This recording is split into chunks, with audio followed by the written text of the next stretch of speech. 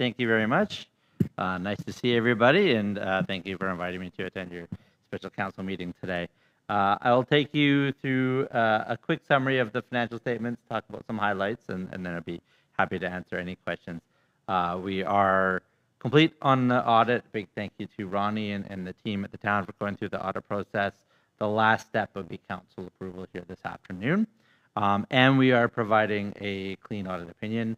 We're satisfied that the financial statements are prepared accurately in all material respects in accordance with local government accounting standards. So in your financial statements, if you've got paper copies or following, I'm going to start on the statement of operations and accumulated surplus. That's the page 2 in the bottom right.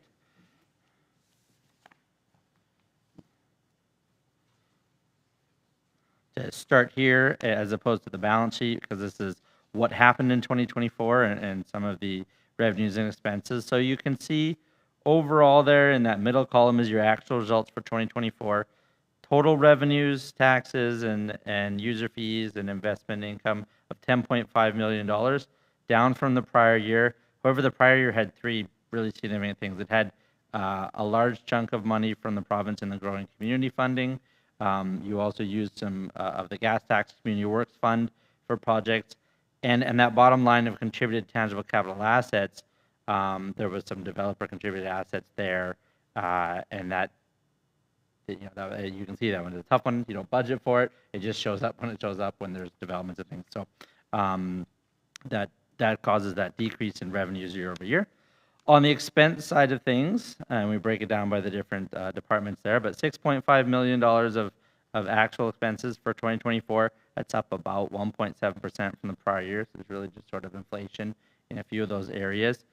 It does look like it's above budget. Budget was at 5.2. However, amortization of the assets isn't budgeted, and that's $1.4 million. So if you were to take 1.4 off that 6.5, you get 5.1, and you'll see then that you're overall actually under budget on all your actual expenses. So an accounting surplus at the end of the year of $4,024,671. If you flip to the next page, I like to look at the statement of cash flows because it's going to unwind a lot of the accounting adjustments and things that we're doing on that income statement for deferred revenues and things like that. So on the cash flows, which is more like what you're looking at when you look at budget, if you go all the way down to the middle of the page, you see cash provided by operating transactions, $5,081,000. That's the net cash inflow from all the operations of the town. $1.4 million of capital purchases, so down a little bit from the prior year's $2 million, and then paying down MFA loans of $32,000. So there's actually a cash in the main bank accounts increase of $3.5 million. Most of that in term deposits. And then flipping back a couple pages to page 1, or the statement of financial position. So I just finished talking about an increase in the cash balances there. You can see there cash and deposits of $25 million, a little bit of receivables at the end of the year. So your financial assets are $26.7 million. Your financial liabilities, your payables, deferred revenue and community works fund and development cost charges in the restricted revenues rolling forward of about 5.3. So not a lot. You can see the MFA loan paid down, but not a lot of movement in those accounts year over year.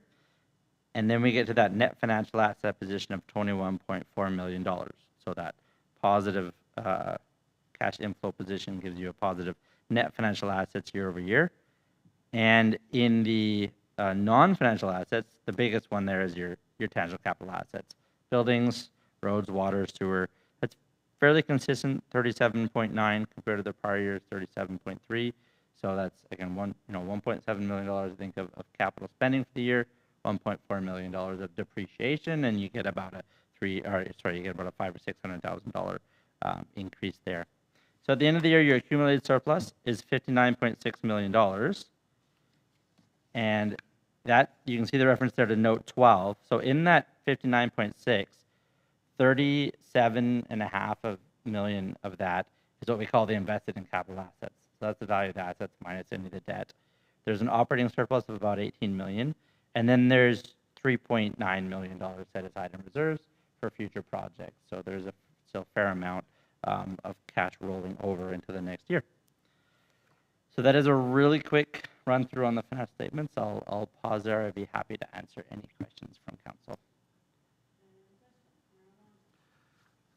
Thanks for clarifying. When people look at this online and they see the surplus of $59 million, they think, why is there tax increases?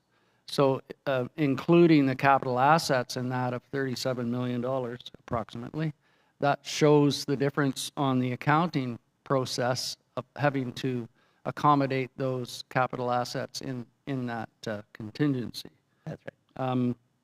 With the gas tax and community funds, there was no timeline on expending the community grant, I believe. Is that correct? Just getting clarification on the timing of expending those through you, if I may, to the CFO.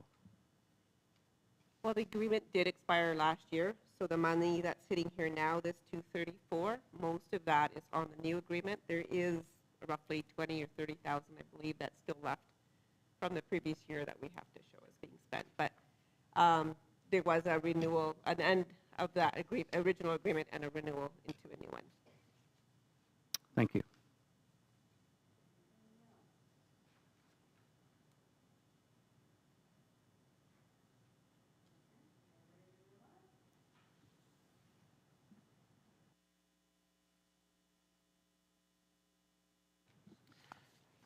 Yeah, so I do have an audit findings report in your package as well. However, there's not a lot to go through in this one, which is always good news. The only highlight I'll take you through on, and I'm on this one with the bluey green on the front cover. The only highlight I think that I will draw your attention to is on page 3, where we talk about materiality. That is an important number for the audit. It drives our audit testing and how much work we do in checking numbers. So that number is calculated as a percentage of your annual revenues, and you can see they're very consistent year over year at 520,000.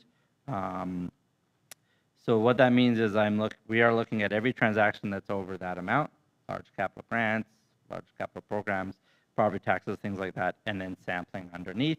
If we find anything that we disagree with staff on, that's also my bar for giving a clean audit opinion. If there's balances over that number, I can't give a clean audit opinion. But we don't have any items in this document as far as what we would call unadjusted. So all amounts were looking good when we went through the audit process, and we didn't have any amounts to go through with Ronnie and the team this year. So that's a very good result.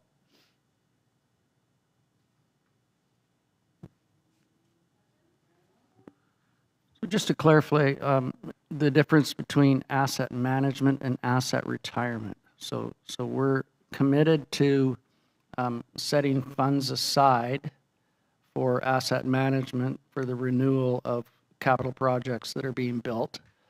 Can you explain capital or asset retirement, just so everybody knows the difference between the two, if you don't mind? Sure, absolutely. Thank you, Mr. Mayor. That's a good question. Yeah, so asset retirement is speaking to the legal requirement to clean up or remediate things. So asbestos in older buildings, we look at wastewater treatment and lagoons and any number of things that will have either a Ministry of Environment regulation behind them or a health regulation like asbestos has, and look at what's the obligation of the town that's legally binding. You are going to have to eventually do that work, versus the asset management plan is what's the big picture and management of all those assets. And there's no legally binding piece to that. That's just the good governance of the infrastructure in terms of having a plan and knowing, okay, it's 15 years and that item's going to be needed replaced or refurbished, things like that.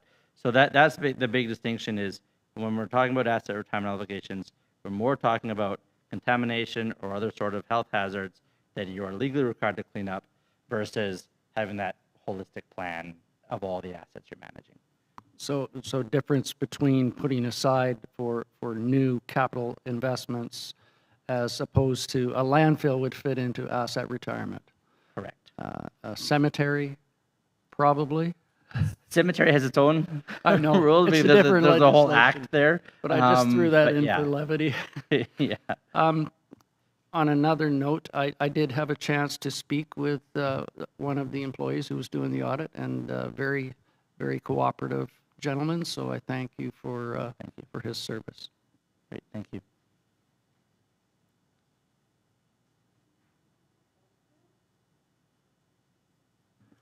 So there is a motion required, Madam Chair, and I would move that council approve the audited financial statements for 2024 as presented.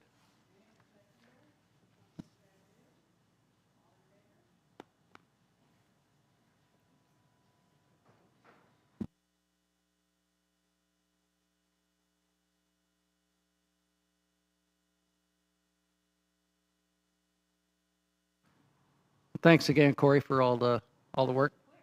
Appreciate it. Well, there was no notes to go over and nothing that was flagged, so. Next year, perhaps. That's correct. That's correct. Well, thanks again.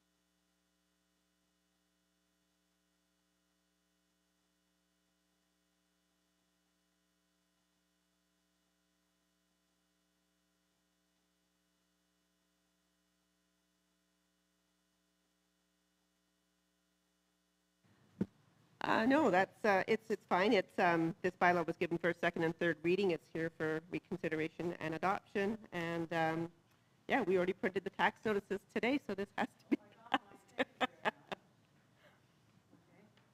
And with the impending postal strike, that's probably good timing. Otherwise, I'm going to have to hand deliver them. I'll be delegating that to various councillors.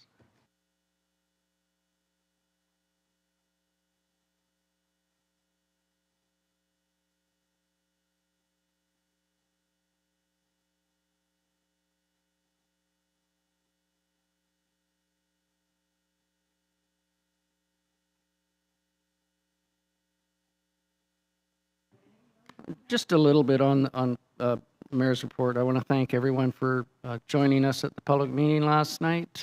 Thank you, Mark, for being there and my moral support. It was a good crowd, but very respectful. I was not expecting that sort of greeting, given some of the emails that we've received in the past. But we heard what the concerns were, and we're going to move forward with some action, hopefully, in the near future and appease some of those concerns. So thanks to staff.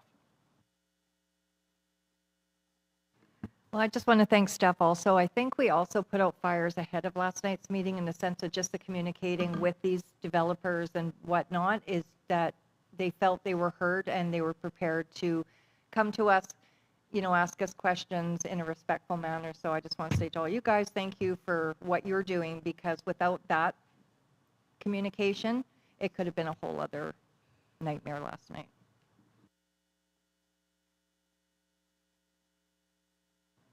So, yes, I thought the meeting went quite well, better than some we've had, and it was, people were all well behaved, and it was nice. So thank you. So notices of motion, I did not see any. Question period. Well, I'll give the phone number, 250-749-3239. Is the phone ready to go? It should be red. It should be a red phone.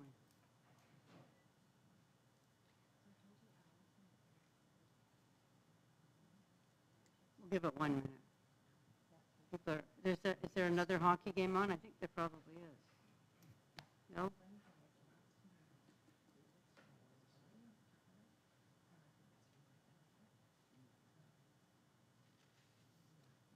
Okay, not hearing the phone ring wildly, I would ask that we now have a motion to go in camera, and our CAO will explain what we're going into camera for.